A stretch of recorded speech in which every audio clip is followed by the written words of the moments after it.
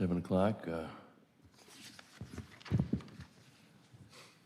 Welcome everybody to the November 4th, 2025 meeting of the Village of Orland Park Plan Commission. If we would all rise, please, for the Pledge of Allegiance. I pledge allegiance To the flag of the United States of America and to the republic for which it stands, one nation, under God, indivisible, with liberty and justice for all. Thank you. Start with our roll call. Commissioner Zatar. Commissioner Paul. Here. Commissioner Sanchez. Here. Commissioner Fenton. Here. Commissioner Shelby. Here. Commissioner Schuessler. Here. Chairman Parisi here.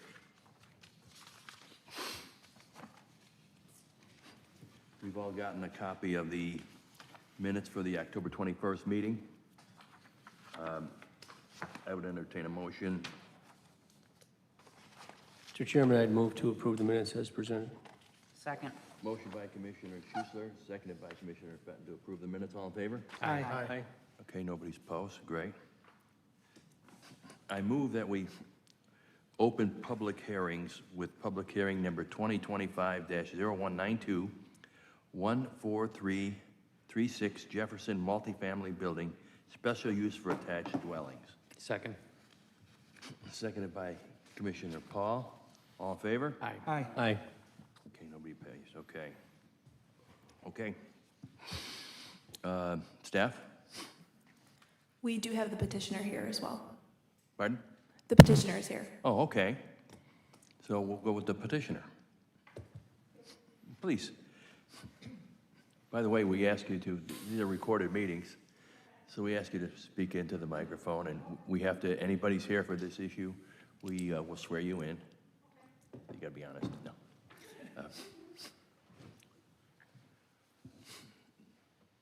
Good evening. Good. Hi, can you raise your right hand, please? Thank you. Do you solemnly swear or affirm that any testimony you present tonight will be the truth and nothing but the truth? If so, please say, I do. I do. Thank you. May we have your name and address for the record? Michelina Stock, and address is 14336 Jefferson Avenue. Okay. So you've seen what? We are the owners Yes. of the single-family home. We purchased the home on February 2nd, almost 2 years ago, 2024, and I started working with the development department on February 7th, which was a week after we purchased a single-family home. And we've gotten here today with the petition. And so you're aware of the conditions, Yes, that development, and you're fine with everything? yes. That's a good thing. Okay. Perhaps when the commissioners, you might get a question or two. Okay, We don't know. Okay? okay. Well, thank you, and thank you for coming. You're welcome. Thank you. Staff? Thank you. I would like to begin by requesting that the staff report be accepted into the record as written and as presented during this meeting. The 14336 Jefferson Multifamily Building project includes a plat of consolidation and a special use permit for dwellings attached with modifications from the Land Development Code. It also includes the approval of the site plan, landscape plan, and building elevations. The subject property is located at 14336 Jefferson Avenue. The property is located within the Village Center District. Under the comprehensive plan, the location falls under the downtown district and the Main Street subdistrict with a land designation of mixed residential. This slide shows an image of the downtown planning district from the comprehensive plan. The property is surrounded by similar multifamily residential buildings to the east, south, and west, whereas there is an existing single-family residence to the north. And this can be seen here as well through a recent aerial image of the property. As part of this project, the existing single-family home would be demolished to allow for the construction of a new multifamily rental building with 6 units and approximately 7,923 square feet of living area. The project also includes paving a approximately 5,000 square 6-foot driveway and parking lot in the rear of the site with 12 parking spaces, including 1 accessible space. The site will also be improved with a full landscape plan. The first request is to consolidate the 2 existing lots into 1. Not only is this required by code so that buildings are not constructed over property lines, but it is also necessary as the 2 existing lots do not meet the requirements of the zoning district. So this lot consolidation creates 1 lot that meets the minimum requirements for the Village Center District, and staff is in support of this request. So moving forward to the site plan, this is the existing site plan, so we can see the layout of the single-family home. And as I previously mentioned, this would be demolished as part of the project to accommodate the proposed site work. So leading into that, here's the proposed site plan. The proposed lot coverage is approximately 74%, whereas the maximum allowed for the zoning district is 75% without the use of stormwater best management practices, which are allowed in this district. Also, as previously mentioned, the building is proposed to have 6 residential units, which the petitioner would like to be rentals, which they are requesting to be approved as rental units from the Board of Trustees. These would have approximately a combined total of 7,923 square feet of living area. Therefore, staff calculates the land use intensity for the development based on the floor area ratio. The proposed floor area ratio is 0.7, which is less than the maximum allowed for the district, so this requirement has been met. The proposed building setbacks will meet all the minimum requirements for the zoning district as well. The building will be set back 5 feet from the front property line to create pedestrian-oriented streets as required and encouraged by the Village Center District. And then the setbacks for the side and rear meet or exceed the minimum requirements as well. The new parking lot proposed will have 12 parking spaces, all meeting the minimum size requirements. Most spaces will measure at 9 feet wide and 16 feet long with a 2-foot bumper overhang, while there is 1 parking space in the northwest corner that is 11 foot wide, so it's a bit oversized with the width. But otherwise, they all meet the minimum size requirements. 1 bicycle rack will be installed as well, which is required by code for multifamily dwellings at a rate of 1 bicycle parking space for every 10 automobile parking spaces provided.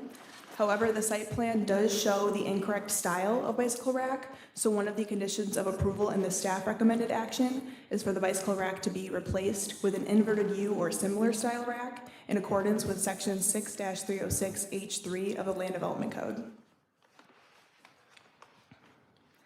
The petitioner is requesting a modification to reduce the drive aisle width in the parking lot from 24 feet to 23.51 feet. The main reason for this modification request is to accommodate a 6-foot tall privacy fence along the west property line, which is also required by code as buffer yard screening. The concern here was that if the full 24-foot wide drive aisle was installed along with the privacy fence, then car bumpers would hit the fence due to the 2-foot bumper overhang for the parking spaces. Staff is in support of this request as this is a very minor reduction in the drive aisle width that should not drastically impact traffic flow. The parking spaces will be primarily used on a daily basis by residents who will become very familiar with navigating the parking lot. Additionally, staff preferred this modification request over the elimination of the privacy fence as the fence would provide additional screening to prevent car headlights from shining into windows of the apartment building to the west. As an additional offset to this modification request, the petitioners have worked with the property owners to the south to propose a cross-access connection to connect the parking lot to the adjacent condo building's parking lot. And then this would provide another way of accessing the rear of the property for residents and their guests. The petitioner has mentioned that this would not be used very frequently, but it would provide another means of access that will benefit both properties in the long term, and which staff is in agreement with.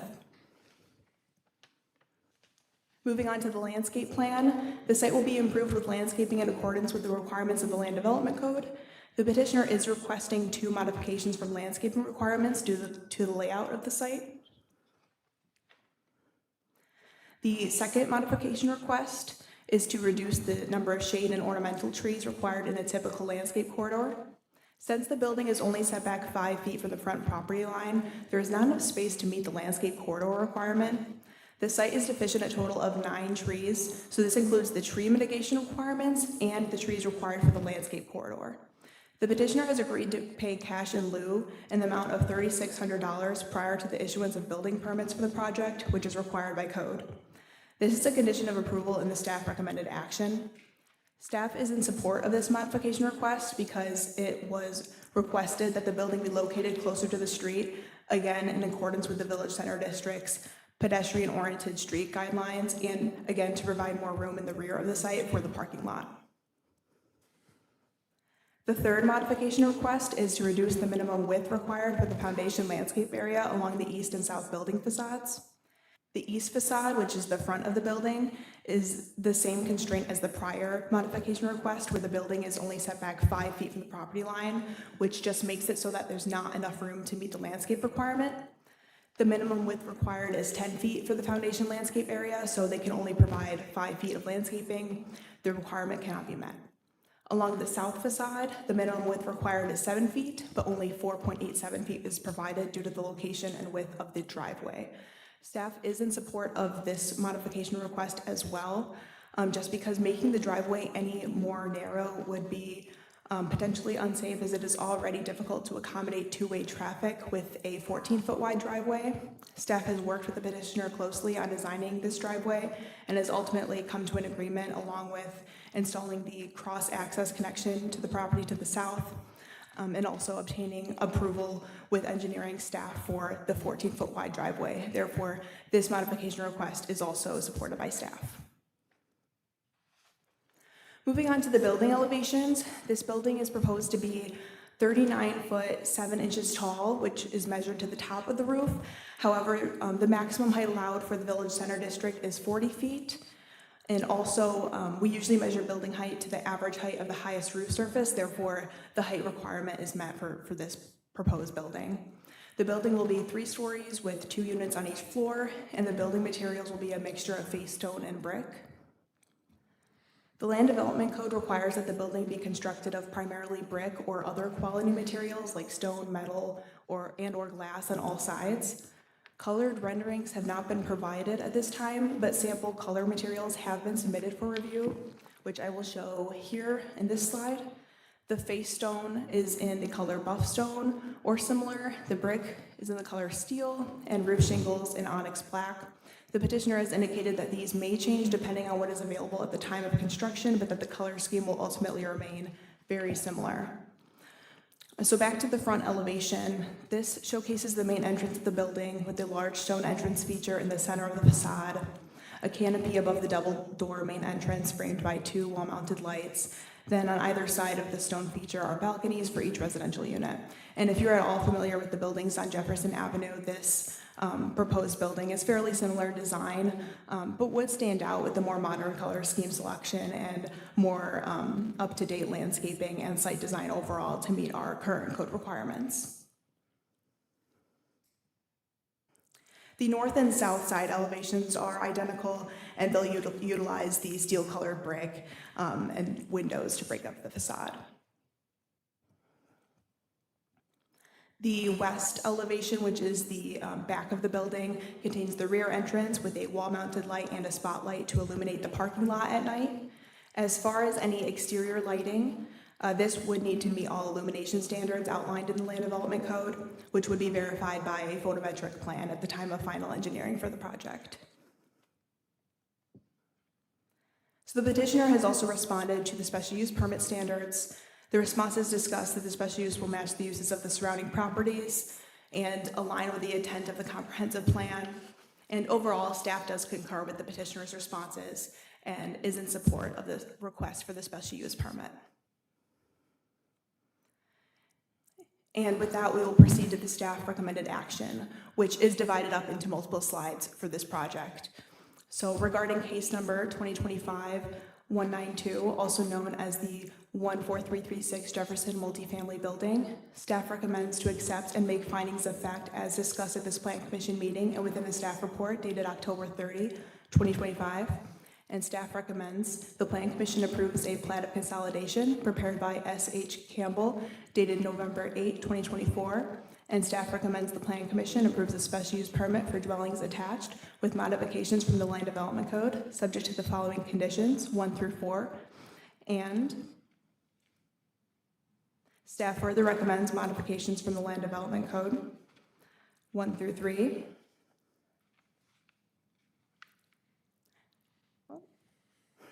And staff recommends the Planning Commission approves the site plan prepared by Croon Design PLLC, revised September 18, 2025, subject to the condition that the development will be in substantial conformance with the preliminary site plan. And staff recommends the Planning Commission approve a landscape plan prepared by Craig M. Patton, revised September 18, 2025, subject to the condition that the development will be in substantial conformance with the preliminary landscape plan. And staff recommends the Planning Commission approves building elevations prepared by Helen M. Liptak, Architect, Inc., revised August 25, 2025, subject to the condition that the development will be in substantial conformance with the preliminary building elevations. And here's the recommended motion. This concludes the staff presentation. Thank you. Thank you. That was a very good presentation. Is there anybody else from the public who wanted to comment on this? Okay, no. Well, then I will go to our commissioners. Commissioner Zatar? And I checked everything out online here, and I like the project, so I really have no comments. Looks like a good Thank you. Commissioner Sanchez? I just had a couple questions. You'd mentioned that the property to the south, I think it was, they requested the ability to share what was it, the parking lot, the driveway, what was it again? They're proposing to install a cross-access connection to access the parking lot. And here you can see that in the site plan. And did the neighbors have any issues with that, or were they on board with that? No problems? Okay. They actually signed a cross-access easement agreement that they provided to the village. Great.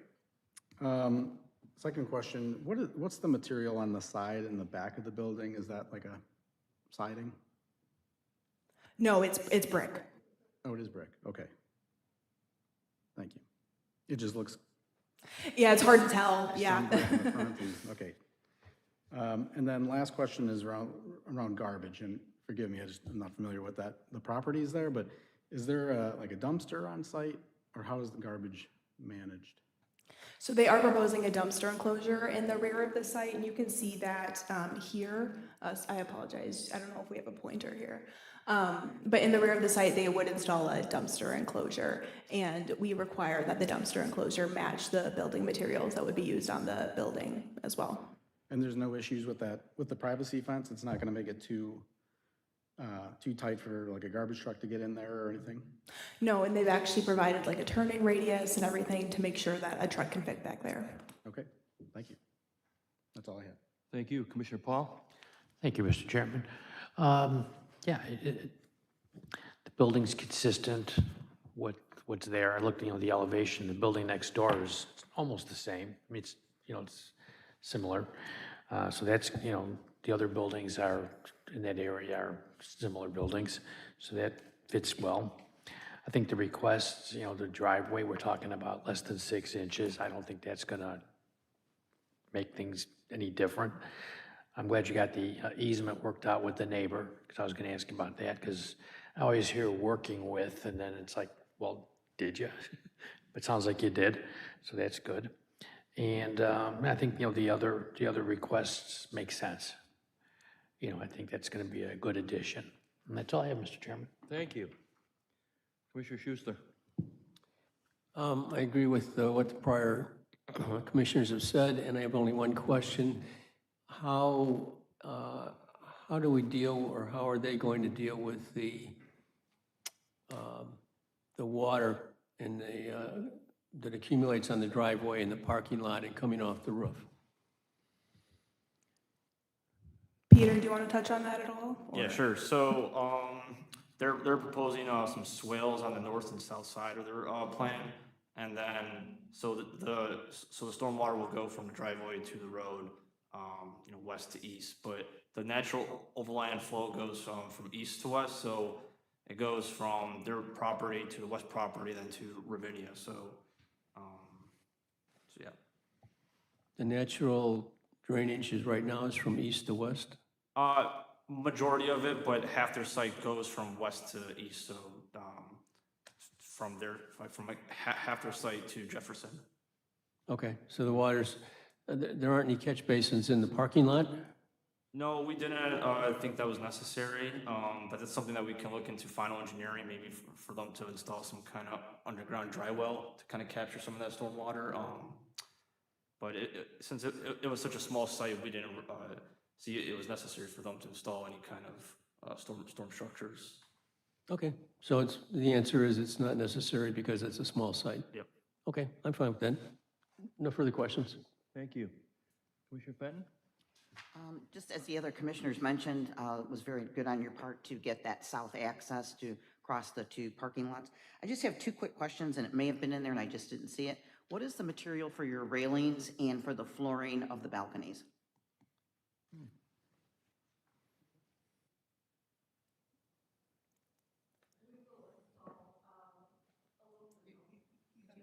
Oh, please, yes, I'm sorry, yes. We will install aluminum railing for the balconies. And is the floor going to be wood or concrete? The balconies. The balcony? Balconies, concrete. Okay, great, thank you. Thank you. Low maintenance, Yeah. more attractive than wood that changes different colors. Yes. Thank you. Commissioner Shalaby? Thank you, Mr. Chairman. I too was pleased to hear that the access was granted, so I think that's great that you're working with the neighbor on that. I just had two quick questions for staff. The 5 feet property line, is that symmetrical with the neighboring properties setback? No, it's not. And actually, this is one of the first redevelopments in this area, so we wanted to set that precedent for the 5-foot setback. Do you happen to know, just off the top of your head, what the setback is for the neighboring properties? I don't off the top of my head, but you can see in the aerial here, it's much farther back, This one's much further back, probably around 20, 25 feet No, the neighboring ones. the neighboring ones. They're up, they're Right. further back. to the south. And then the second question I have is the height in line with the neighboring properties? I think you said 39.7 feet. It is, they're all about 3 stories. Great. And then I think you answered the question about brick on the side, on the right and left, which is great. It looked like it was siding as well in the photo, so. Correct, yeah, it's brick on all sides of the That's all I had. building. Thank you. Thank you. Well, I appreciate all the good points brought up by my fellow commissioners. Looks like a good project, and so I will entertain a motion. Mr. Chairman, Commissioner Schussler. since I put my glasses on.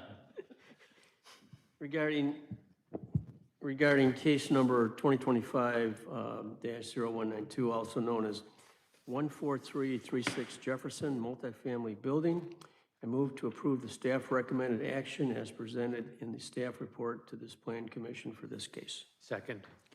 Motion by Commissioner Schussler, second by Commissioner Paul. In favor? Aye. Aye. Anybody opposed?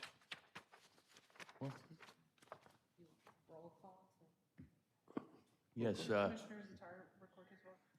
yes. Joe? Okay. Okay, so we're unanimous. Well, good, congratulations, good luck. I think it's a good project, too. Okay. I move that we close public hearing number 2025-0192. Second. Second by Commissioner Paul, in favor? Aye. Aye. Move that we open public hearing number 2025-0875, Land Development Code Amendment, driveway rather, with requirements. Second. Seconded by Commissioner Paul, all in favor? Aye. Aye. Nobody's opposed, okay. Sounds good, okay.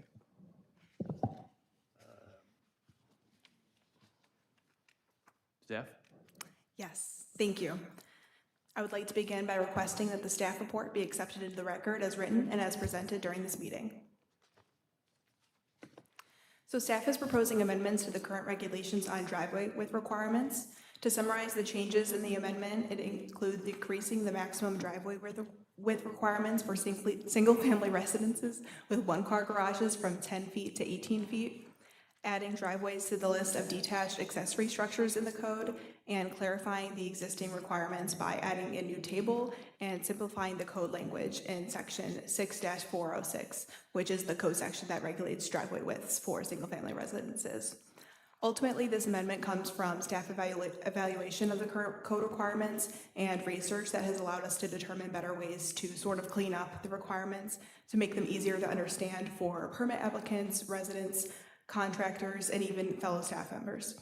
This amendment would allow staff to address driveways that do not currently comply with code requirements and also simplify the permit and review process for driveways. The maximum driveway width requirements are based on the size of a garage that a driveway serves. So currently a one-car garage is allowed a maximum of a 10-foot wide driveway. The driveway apron is then allowed to flare starting at the sidewalk line to a maximum of 3 feet on either side to the curb line. Therefore, the maximum apron width would be 16 feet for a one-car garage, and then this pattern follows for the maximum driveway width of 20 feet for a two-car garage, 26 feet for the apron, and 30 feet for a three-car garage, 36 feet for the apron. And then there are also additional requirements for driveways in the R3 and R3A districts for three-car garages that face a public street on a primary front yard. These driveways are allowed to be a maximum of 30 feet wide, but must taper to 25 feet at the point where it crosses a sidewalk or property line if there is no sidewalk. Therefore, the maximum apron width would be 31 feet. This is to promote the design of side load garages when a three-car garage is desired, which are not required to taper their driveways. So staff conducted research to determine the existing conditions of driveways for one-car garages under the current code requirements. This included an aerial survey of 2 areas of the village in the R3A district. Since the focus of the survey was on properties with one-car garages, the area shown in the image here was chosen as it has the most one-car garages in the village. A total of 190 properties were included, out of which 159 have one-car garages. Only 12 of the properties with one-car garages meet the current driveway width requirements. The aerial survey consisted of measuring the approximate width of each driveway, determining the garage size using a combination of Google Street View and permit research, and inputting the data into an Excel spreadsheet to keep track of each property's code compliance status. 168 of the surveyed properties have driveways that do not meet the current driveway width requirements, or 88%. Some of these driveways may be considered non-conforming to the land development code, but it's unclear how many driveways were lawfully established and how many were built without permits. For a driveway to be considered non-conforming, it would have needed to been lawfully existing prior to the adoption of the current code requirements, which were amended most recently in 2023 for residential driveways. Therefore, for the purpose of this research, staff has determined whether each surveyed driveway is compliant or non-compliant with the current code requirements, as opposed to determining their non-conforming status. If the proposed amendment were adopted to increase the maximum driveway width for one-car garages, the number of non-compliant driveways would reduce in the surveyed area from 168 to 72, or 38%. This would be an approximate 50% reduction in non-compliant driveways in the sample area. Additionally, this could allow for 78 properties within the surveyed area to expand their driveways, assuming they meet all of the other code requirements, as they are not able to expand under the current driveway width requirements. Now we will go through the proposed amendment text. Any added text would be in bold and highlighted, whereas any removed text is red with a strike through. So the first proposed amendment is to Table 6-302 C1B, which is to add driveways to the table of detached accessory structures.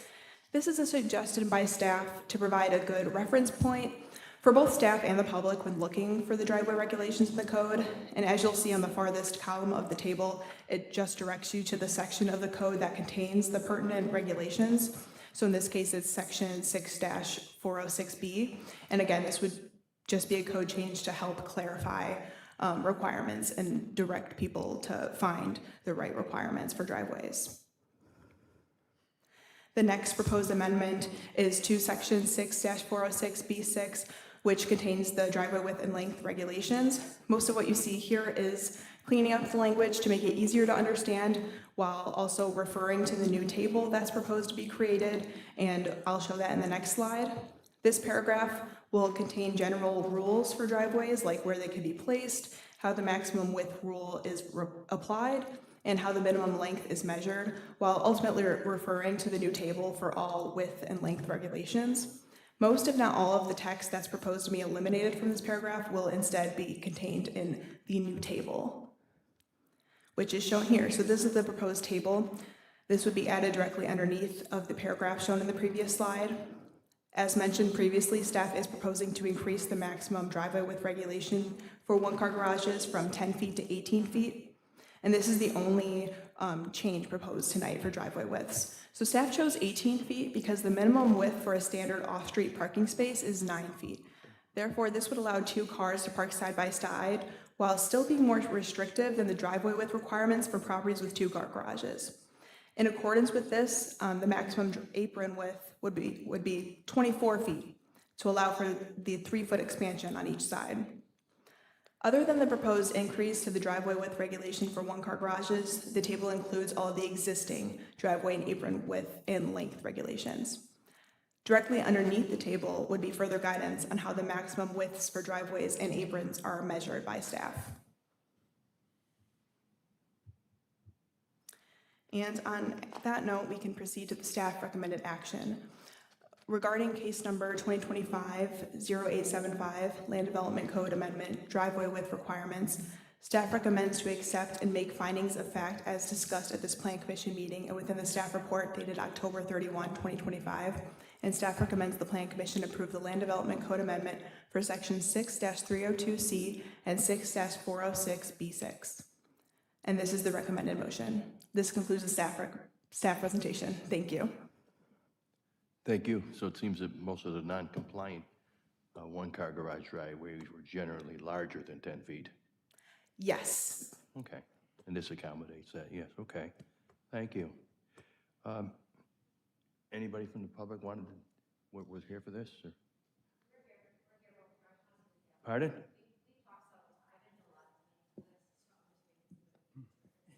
Okay, thank you. Well, in which case I'll go to my commissioners. Commissioner Zatar. It's a good code update. Okay, Joe, thank you. Commissioner Shalaby. Great presentation. I don't have any questions. Very straightforward. So we're cleaning up things that we should have probably cleaned up a long time ago. Thank you. Commissioner Fenton? Kudos on the presentation too, and I agree with Commissioner Shalaby. However, I do have some concerns, especially on the north side of town. Not sure if it's property maintenance or who really is responsible for it, but what's happening at the north side of town is you have your 2-car garage and now they're putting in another whole lane next to that into the front lawn, on either side of the current driveway. And they're also putting in concrete pads on the sides of the houses and are parking boats, construction trucks, utility trucks. And I mean, I can't imagine being on the board for a long time, I know that's not allowed for any of them. What street? I'll name streets later, but it's the north side of town.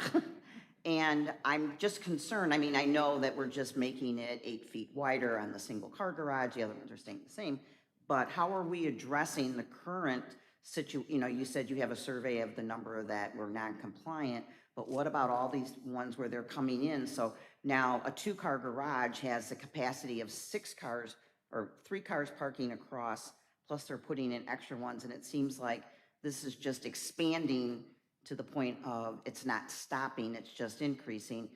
Although this is, you know, straightforward, if it's a 1-car, it's 18 feet end of it, but the people are just going ahead and expanding their driveways, and we're having, you know, 8 cars minimum in some of these driveways, if not, you know, whatever.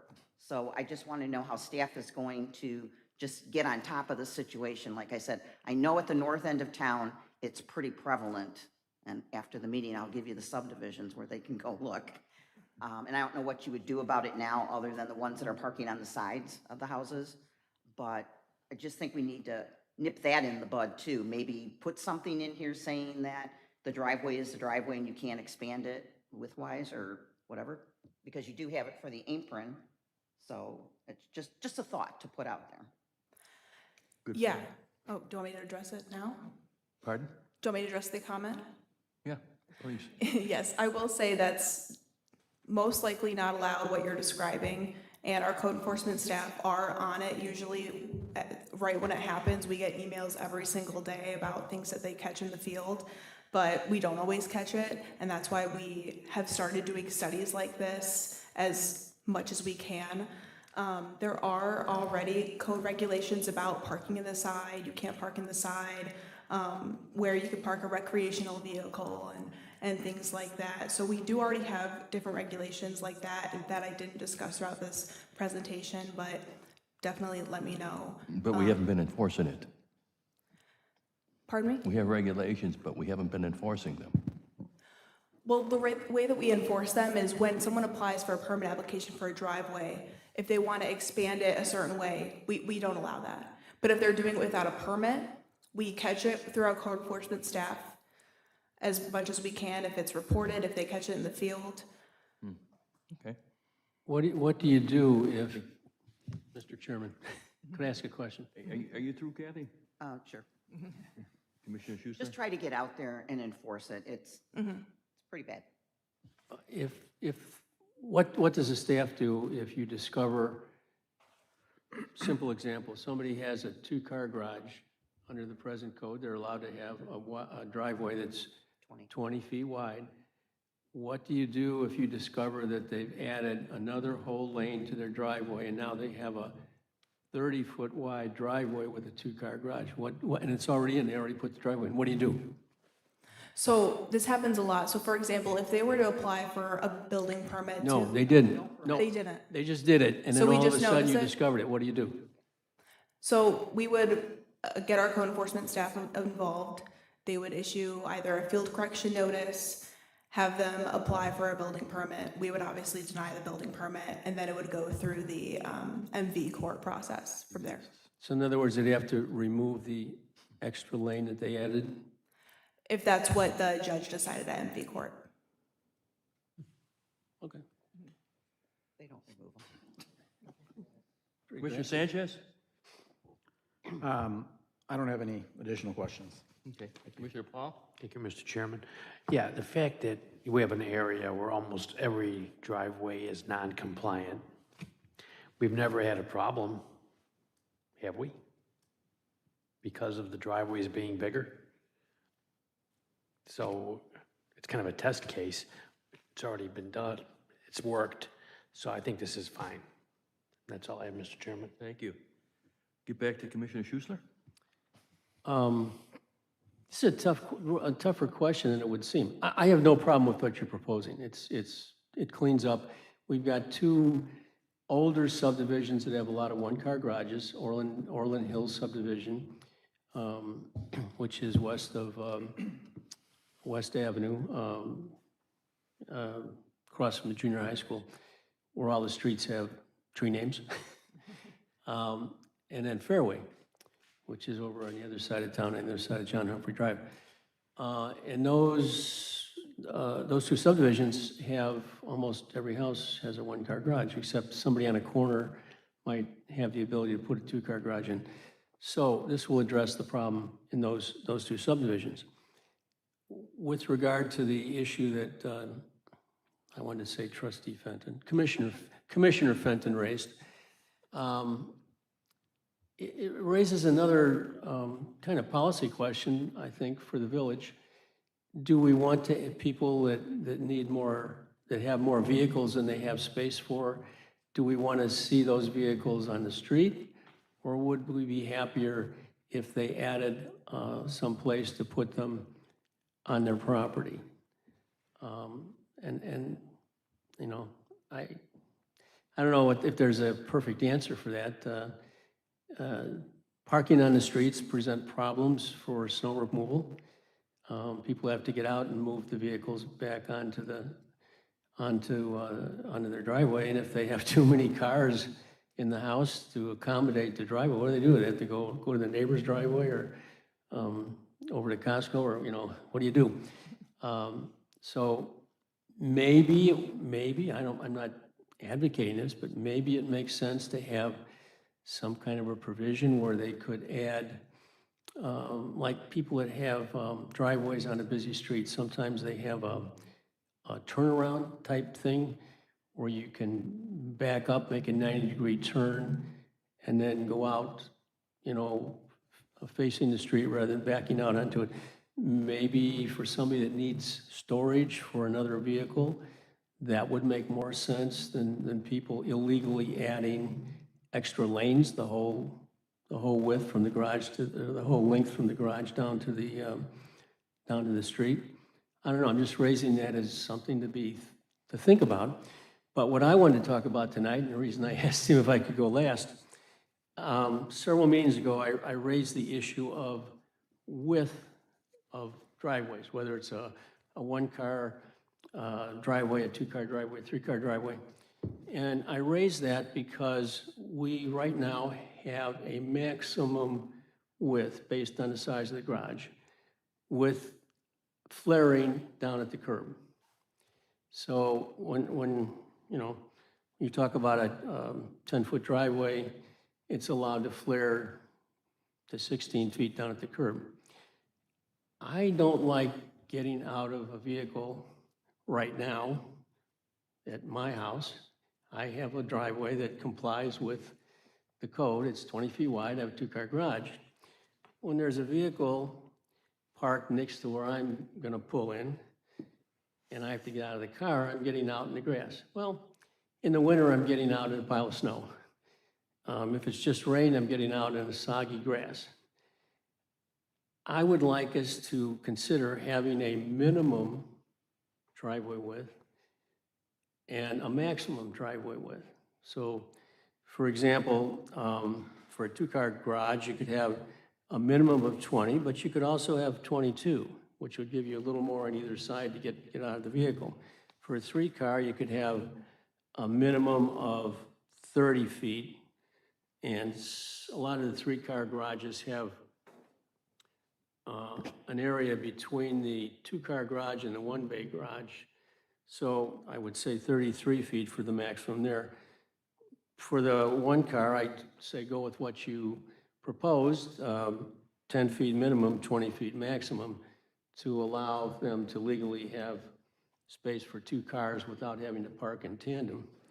So what I suggested to the chairman was that we table this rather than jam up staff and ask you for your opinion tonight, which you would have, but other people in your department will have other opinions, other planners, and you come back to us and let us know if a proposal to have both minimum and maximum would make sense.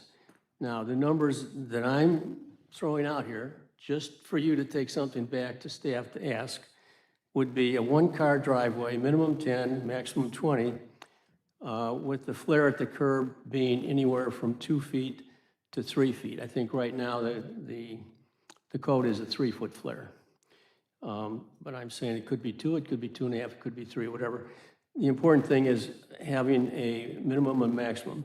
So one car would be 10 feet minimum, 20 feet max. Two-car garage, 20 feet minimum, 22 feet max. Three-car garage, 33 feet minimum, 30 feet minimum, 33 feet maximum. And I'd like you to, you know, have, at your staff meeting, throw that out and see if that makes sense. And if for a number of reasons you say it doesn't, you know, fine.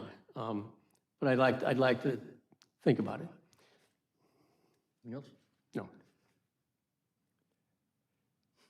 Have you considered that in arriving at this current proposal? We've considered a number of different options. So the reason that we're only changing the one-car garage, one-car driveway with requirements tonight is mainly due to resident concerns. That's what we've been hearing the most lately. They're the ones that are the most concerned about their driveway regulations at the moment. And also, another thing that I didn't mention throughout the presentation is that residents who have the one-car driveways, if they do have the 10-foot wide driveway, they actually also can't meet our off-street parking requirements as well. So increasing the maximum driveway width makes sense from a code standpoint in general, because that way they can meet our off-street parking requirements, which we require 2 parking spaces. So that's why we arrived at what we did tonight. I could definitely take back the suggestion of the minimum and maximum. I could say that a minimum driveway width may not be the best approach just because some two-car garages have 16-foot wide driveways and they're fine with that. So requiring the 20-foot may not make sense for every driveway.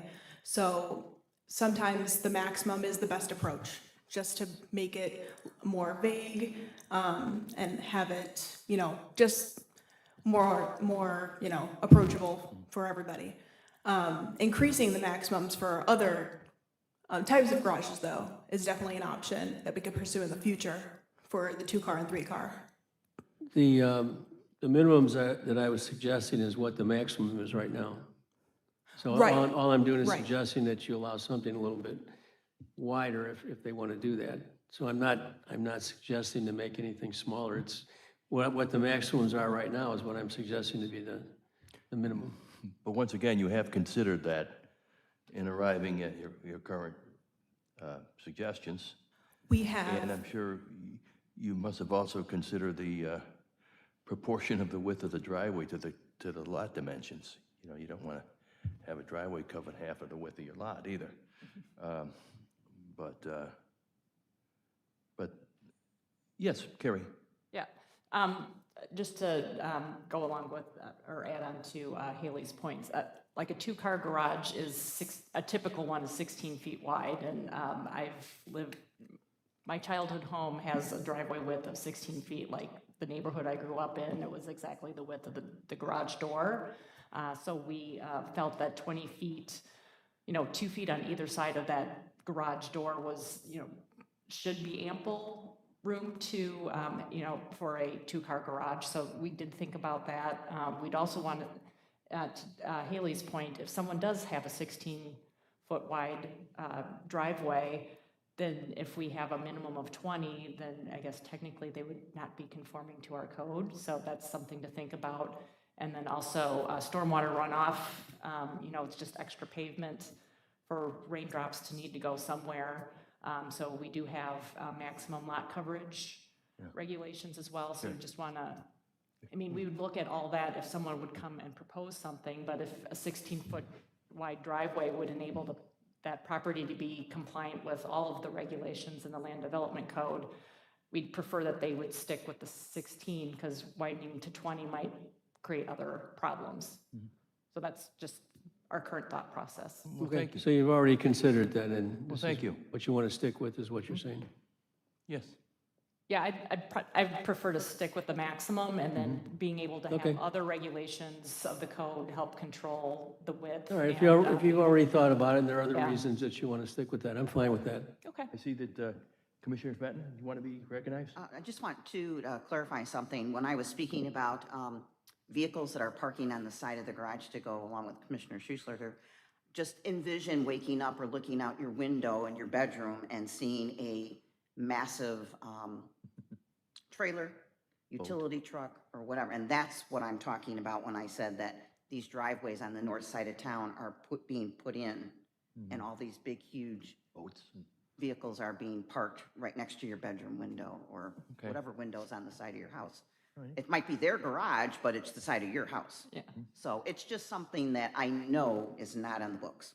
So maybe just but everything that you propose, I think is fine.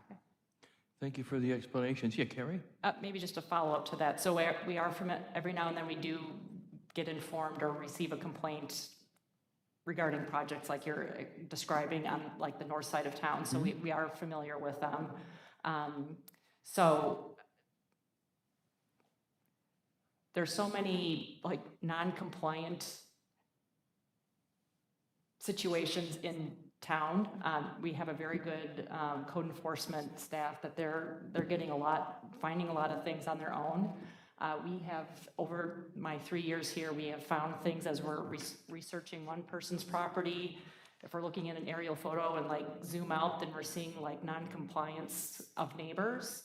And it would just, after long consideration, we're going on more of a written complaint basis. So one particular situation, the neighbor opted not to tell on his neighbors, so we at this point have let it go, some of those situations go, but we have received complaints to your point of like, parking next to the garage, that someone did share some of those addresses, and we worked with those, so. You just need more staff, that's all.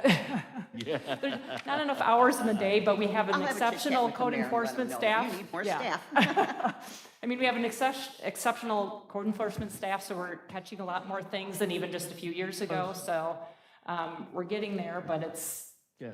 going to be a long haul Let's do this, versus guys. catching everything. Mr. Chairman, Yes.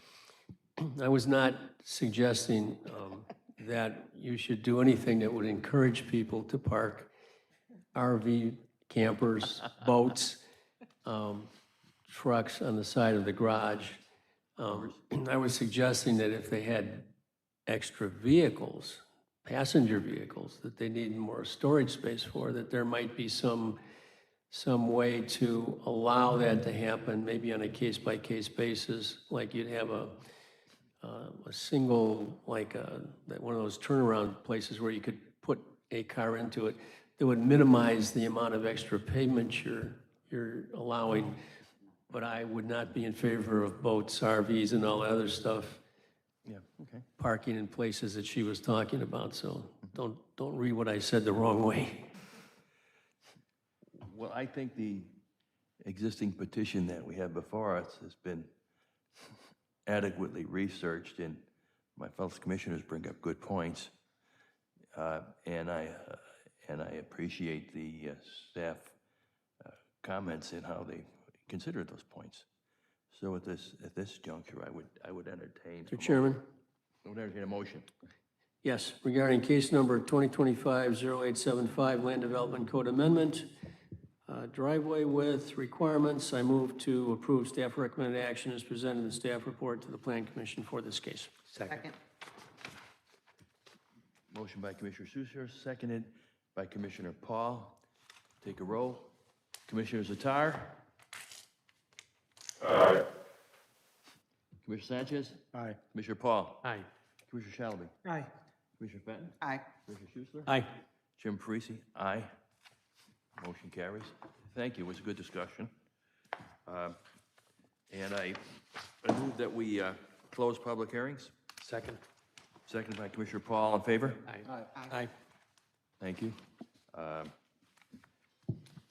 could see that we don't have any non-scheduled visitors. Okay. So at this point, I would move that we adjourn at 7:53 p.m. Second. Second by Commissioner Paul. All in favor? Aye. Aye. Thanks to my fellow commissioners. A lot of great points.